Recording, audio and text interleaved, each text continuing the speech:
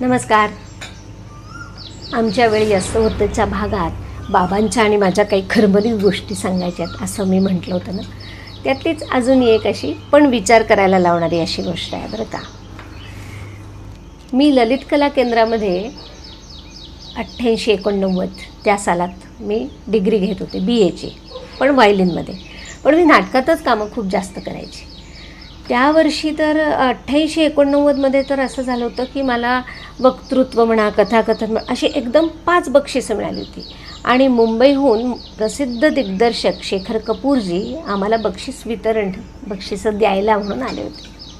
त्यांनी माझं स्टेजवरती सुद्धा कौतुक केलं की अरे आप कोई कितनी बार आप ही स्टेज पे आ रही हो, असं टाईप. आणि त्यानंतर 1-2 महिन्यांनी असं झालं की आमच्या घरी एक पत्र आलं त्यांच्या कंपनीचं, मला आठवत नाही,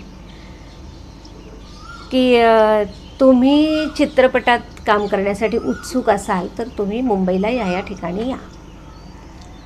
आणि खरंच म्हणजे मला असं झालं, अरे आपण झालो, म्हणजे आता हिरोईन झालो आपण. आपल्याला 19-1 वर्षाची असेल मी तेव्हा. आणि माझ्या वडिलांचा तुम्हाला माहिती आहे तसं डेअरीचा उद्योग होता, त्यामुळे संध्याकाळी ते गोठ्यावरनं घरी आले. मग मी त्यांना लगेच पत्र दाखवलं. त्यांनी पत्र बघितलं. म्हणलं बाबा मला त्यांनी तिथे तसं चित्रपटात काम करायला बोलवलं आहे, फिल्ममध्ये, तर मला जायचं आहे. तर बाबा म्हटले, म्हणजे माझं शिक्षणही चालूच होतं.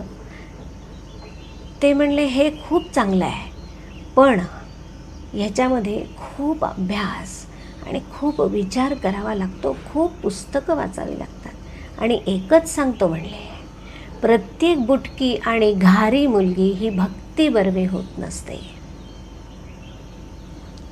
त्या दिवशी 1 सेकंद तो नेहमीप्रमाणे जो राग यायचा की सगळ्यांचे आईवडील बघा कसे आहेत, माझेच आईवडील कसे असेल, दरवेळेलाच ते नाही म्हणतात वगैरे वगैरे. कारण अगदी आमच्या बरोबरच्या मैत्रिणींमध्येच रादर जास्त की टाळी देऊन बोलणारे सुद्धा बाबा होते. पण आमच्याकडला पुरुषप्रधान हे थोडासा वेगळाच होता.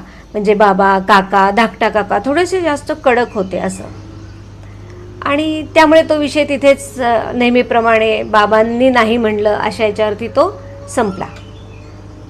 आज 40 वर्षांनी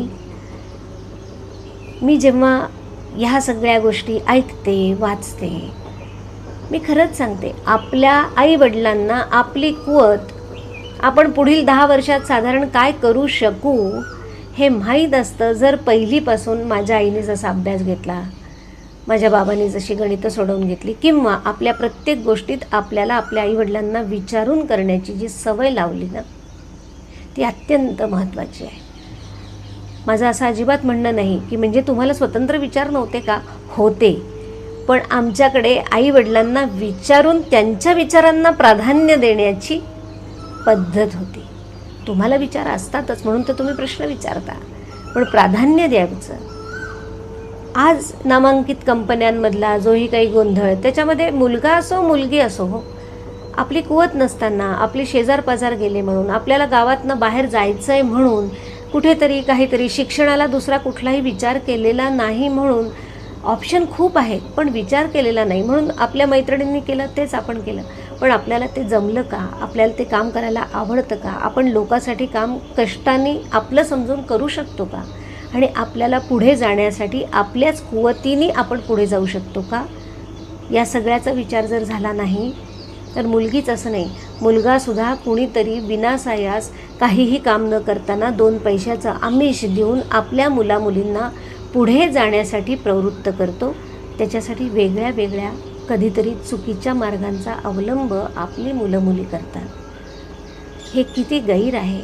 आणि ह्याच्यात आईवडिलांनी दखल द्यायलाच पाहिजे आहे की इतक्या पटकन 15व्याच वर्षी मुलाला पुढचं शिकण्यासाठी म्हणून कुठल्या तरी वेगळ्या शहरात आपल्याशिवाय पाठवू नका.